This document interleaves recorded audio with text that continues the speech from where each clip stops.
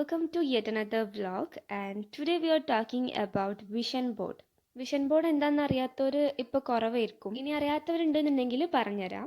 നമ്മുടെ ഡ്രീംസും ഗോൾസൊക്കെ നമ്മൾ മനസ്സിൽ വെച്ച് ഇങ്ങനെ ആഗ്രഹിക്കുന്നതിന് പകരമായിട്ട് നമ്മുടെ ഡെയിലി ലൈഫിൽ ആ ഒരു ഗോൾസിൻ്റെ ഒക്കെ ഏറ്റവും റിലേറ്റബിൾ ആയിട്ടുള്ളൊരു ഫോട്ടോ നമുക്ക് ഡെയിലി ലൈഫിൽ കാണാൻ പറ്റുന്ന രീതിയിലേക്ക് അതിനെ മാറ്റാം. അതായത് ഒരു എക്സാമ്പിൾ പറയുകയാണെങ്കിൽ ഇനിയൊരു പുതിയ വർഷം വരികയാണ് 2026.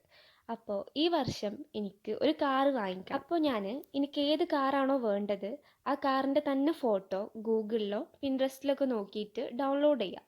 ഒന്നെങ്കിൽ അത് പ്രിൻ്റ് എടുത്തിട്ട് നമ്മുടെ റൂമിൽ നമ്മൾ ഡെയിലി കാണുന്ന ഒരു ഭാഗത്ത് ഇപ്പോൾ നമ്മൾ ഡെയിലി റൂമിൽ ടേബിളിൽ ഇരിക്കുന്നവരാണെന്നുണ്ടെങ്കിൽ ടേബിളിൻ്റെ ഫ്രണ്ടിലെ വോളിലോ അല്ലെങ്കിൽ റൂമിൽ ഏതെങ്കിലും ഒരു വോളിൽ നമ്മൾ ഡെയിലി കാണുന്ന ഒരു സ്ഥലത്ത് ഒട്ടിച്ചു വെക്കാം.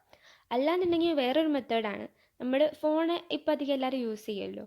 അപ്പോൾ ഫോണിൻ്റെ വാൾപേപ്പറായിട്ട് ഈ ഒരു ഫോട്ടോ വെക്കുക. അതാകുമ്പോൾ നമ്മളിപ്പോൾ ഫോൺ എടുക്കുമ്പോൾ നമ്മൾ ഫസ്റ്റ് കാണുന്നത് ഈ ഒരു ഫോട്ടോ. ഇനി ഇതൊക്കെ ചെയ്തിട്ടുള്ള ഉപകാരം എന്താണെന്ന് ചോദിച്ചു കഴിഞ്ഞാൽ, നമ്മൾ ഡെയിലി ഒരു ഫോട്ടോ കാണുമ്പം നമുക്കത് അച്ചീവ് ചെയ്യണം, നമുക്ക് ഈ ഒരു ഡ്രീം ഉണ്ട്, ഇത് നമ്മൾ അച്ചീവ് ചെയ്യണമെന്ന് നമുക്ക് മനസ്സിൽ തന്നെ തോന്നും.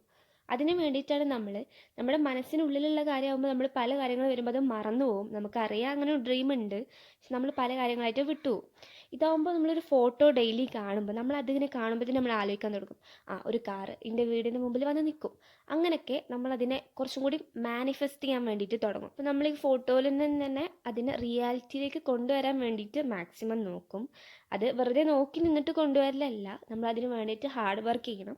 അപ്പോൾ നമുക്കൊരു മോട്ടിവേഷനൊക്കെ കിട്ടും, ഈ ഒരു സംഭവം എനിക്ക് അച്ചീവ് ചെയ്യണം, അപ്പോൾ അതിന് വേണ്ടിയിട്ട് ഇങ്ങനെ ഹാർഡ് വർക്ക് ചെയ്യണം. അങ്ങനെയാണ് ഇതിൻ്റെ ഒരു മെത്തേഡ് എന്ന് പറയുന്നത്. അപ്പോൾ എന്താണ് വിഷൻ ബോർഡ് നിങ്ങൾക്ക് ക്ലിയർ ആയി എന്ന് തോന്നുന്നു. ഇനി ഞാൻ എൻ്റെ ഒരു എക്സ്പീരിയൻസ് പറയാം. ഞാൻ ഈ ഒരു വിഷൻ ബോർഡ് ഉണ്ടാക്കുന്നത് ഈ ഒരു വർഷം, അതായത് 2025 ഫസ്റ്റിലായിരുന്നു. ഞാൻ ഫസ്റ്റ് ടൈമാണ് വിഷൻ ബോർഡ് ഉണ്ടാക്കുന്നത്. എനിക്കിതിനെ പറ്റി ഒരു ABCD അറിയില്ലായിരുന്നു. ഞാൻ ഓരോ യൂട്യൂബ് വീഡിയോസൊക്കെ കണ്ടിട്ട് അവരുടേത് ഇൻസ്പയർഡ് ആയിട്ടാണ് ഞാൻ ഉണ്ടാക്കിയത്. അപ്പോൾ ഇനിയുള്ള ക്വസ്റ്റ്യൻ, എൻ്റെ വിഷൻ ബോർഡ് വർക്കായോ എന്നുള്ളതാണ്. അതിന് പ്രോപ്പറായിട്ട് ഒരേ ആൻസർ ഉള്ളൂ, വർക്കായില്ല. അപ്പം നിങ്ങൾ വിചാരിക്കും അപ്പം ഇത് വർക്കാവൂലല്ലേ? അങ്ങനല്ല, ഇത് വർക്കാവും, പക്ഷേ ഹാർഡ് വർക്ക് ചെയ്യണം. അപ്പോൾ എനിക്ക് പറ്റിയ മിസ്റ്റേക്ക് എന്താണെന്ന് നിങ്ങൾക്ക് മനസ്സിലായല്ലോ. ഞാനിതിന് വേണ്ടിയിട്ട് ഒരു വർക്കും ചെയ്തിട്ടില്ല. ഞാൻ ആകെ ചെയ്ത കാര്യം എന്ന് പറയുന്നത് വിഷൻ ബോർഡ് ഉണ്ടാക്കി അതിൻ്റെ കബോർഡിൻ്റെ വാളിൽ ഒട്ടിച്ച്. ഞാൻ എൻ്റെ വിഷൻ ബോർഡിൽ വലിയ കാര്യങ്ങൾ, വലിയ ഡ്രീംസ് മാത്രമല്ല ഒട്ടിച്ച് വെച്ചിട്ടുള്ളത്, ചെറിയ ഡ്രീംസ് വരെ ഞാൻ അതിനകത്ത് വെച്ചിട്ടുണ്ടായിരുന്നു. അതുപോലെ നമുക്ക് എല്ലാവർക്കും ചെയ്യാം.